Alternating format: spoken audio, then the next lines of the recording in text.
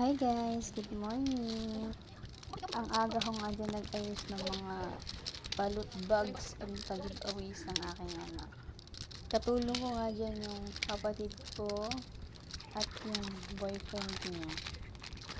Una, binuksan muna namin dyan yung mga ilalagay namin sa loot bags.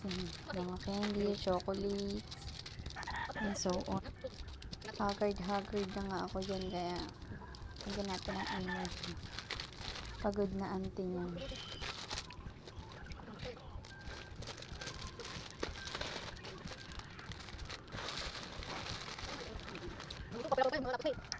Yan pala yung mga ibabalot namin para sa ipapamigay sa mga bata.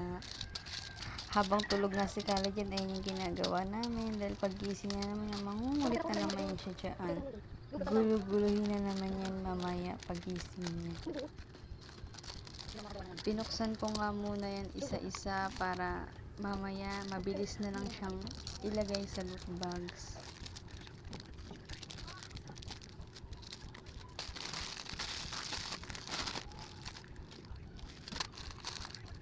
Ito pa lang yung part 1 ng pagbubukas. Mamaya may part 2 and part 3 pa akong ina-download.